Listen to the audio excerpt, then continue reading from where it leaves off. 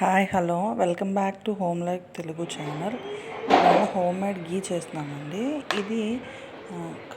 ఇది కర్డ్ మీద వచ్చిన మీగడ అండ్ ఇంకా పాల మీద మీగడ కూడా నేను స్టోర్ చేసి ఒక బాక్స్లో వేస్తున్నానండి.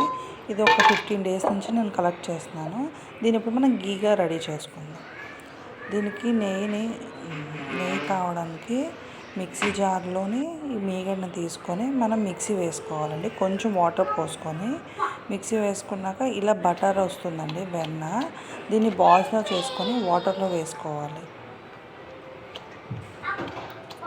అలా మనం వచ్చిన బటర్ని అంతా బాల్స్లా చేసుకొని వాటర్లో వేసుకొని బాగా క్లీన్ చేసుకోవాలండి. దానికి చిన్న స్మెల్ ఉంటుంది. ఇది 15 days అట్లా అవుతున్నది కదా స్టోర్ చేసి ఒక స్మెల్ వస్తుంది. దానికి మనం క్లీన్ చేసుకోవాలి. 2 times 3 times అట్లా వాష్ చేసుకోవాలండి.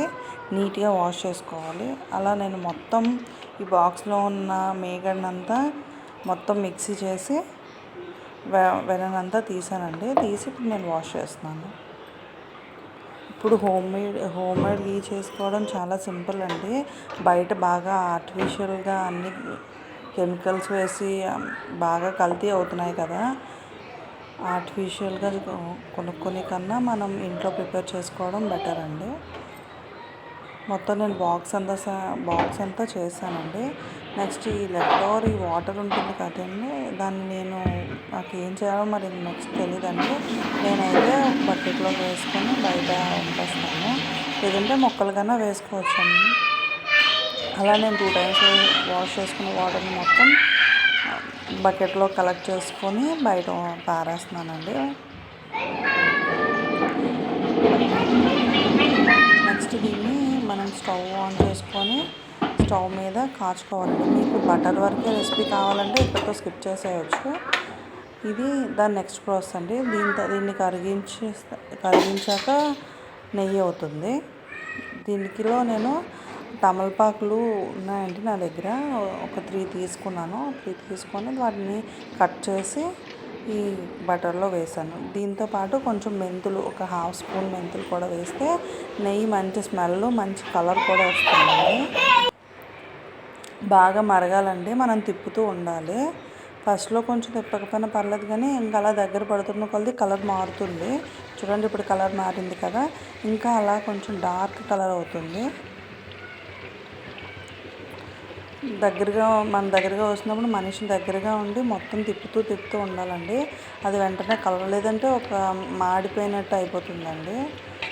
సో కన్ఫామ్గా దగ్గరుండి తిప్పుతూ ఉండాలి.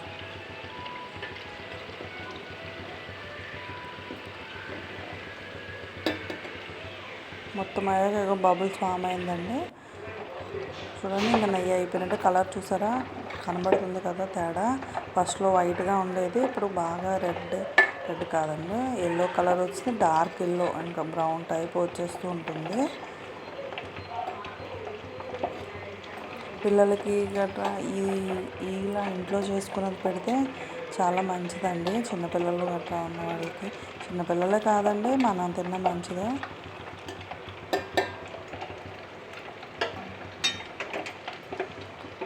టోటల్ బబుల్స్ వచ్చాయి కదండి. చూసారా, ఫుల్గా కలర్ మారిపోయింది.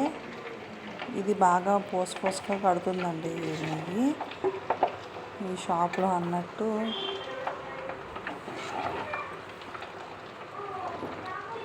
ఇంకా లాస్ట్కి వస్తున్న కొలది మనం బాగా ఫాస్ట్గా తిప్పి, లేదంటే అడుగండేసి మాడిపోయి ఇంకా నెయ్యి అంతా, ఆ స్మెల్ అంతా పట్టేస్తుంది. దీన్ని చూడండి, ఫుల్గా కలర్ మారిపోయింది కదా.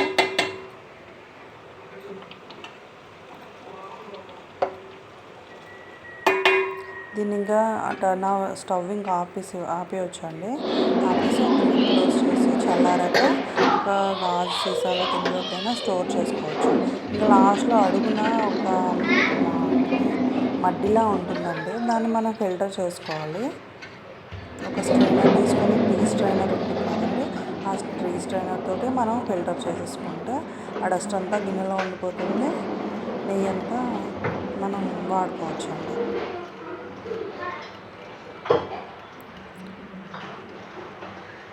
నాకైతే ఈ బాటిల్కి 3/4 అయిందండి నెయ్యి. మాకు సరిపోతుందండి ఇంట్లో వాడుకోవడానికి. సరే,